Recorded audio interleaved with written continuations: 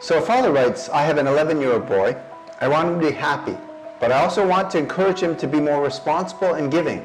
For example, how can I encourage him to help his parents with the housework? That's a great question. One of the things that you can do is actually encourage him to be your personal slave. You say, boy, pick up my socks. Boy, boil me some eggs. Boy, make my bed for me. In fact, make it your goal to have as many kids as you can. If you have like 10 kids, you won't have to do anything around the house. Of course, I'm just kidding.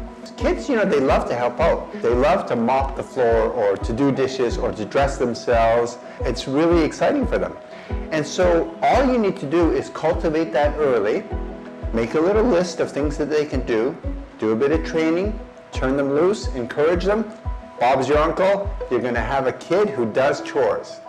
Unfortunately, your kid is now 11, and I'm assuming that you haven't done that already. I'm assuming that you've done what most parents do, which is put your kid off to the side so that he could play, and you do all of the work.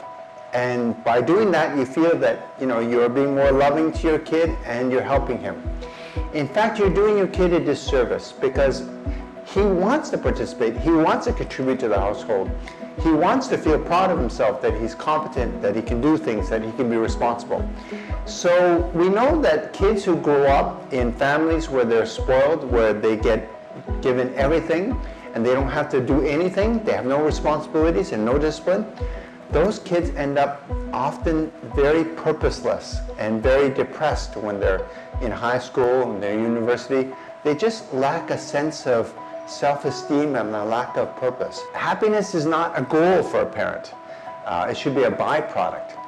Happiness is something that comes from being self-sufficient, from being competent, from contributing and giving to others, from being part of the household, part of the family. And if you love the kid unconditionally, he will be happy. That's a given. But it shouldn't be a goal, because if you make him happy in the moment, he's going to fall into instant gratification and not be able to delay that gratification for later, which is really the essence of discipline. Here are the steps. First, lay the ground rules. Son, you're 11 now, we need you to help out around the house. So that's it. You know, you're the parent, put your foot down and be clear. This is what we expect of you. Second, give him a choice. Would you like to do laundry, or would you like to do the trash? Would you like to do dishes? Would you like to keep your room clean? How would you like to contribute? Giving him a choice empowers him, makes him feel like, yeah, he's in charge, he's got some decisions, and he can do it in the way that he wants.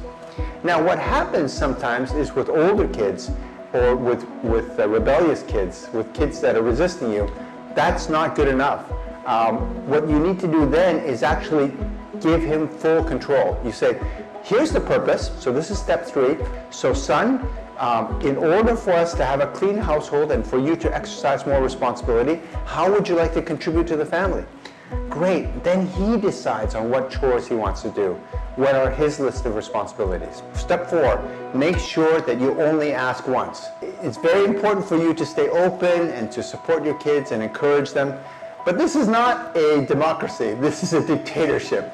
You're in charge of the family, and so when you say you're committed to doing this, you hold them accountable. You ask only once. It's not like you ask them 50 times over and over and nag them, you know, and then they do it the 50th time, and then the other 49 times don't count. That's not the way to approach this. You have to say, look, if you don't do this, there's going to be consequences. Okay, you can't play Minecraft tonight if you don't do your bed. That's the consequences of not following through. And you have to be serious about it. And finally, step 5, don't complain.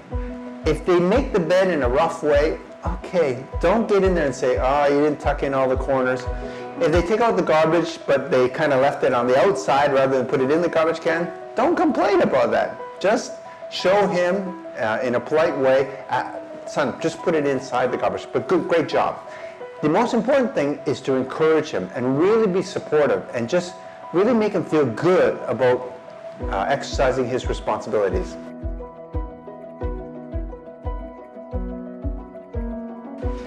Look, as an adult, he's going to be more responsible, more giving. He's going to feel a sense of competence. he will thank you for being disciplined with him when he was young. And even if he doesn't thank you, doesn't matter. You'll know that you did the right thing. You'll raise a more responsible son. So go for it.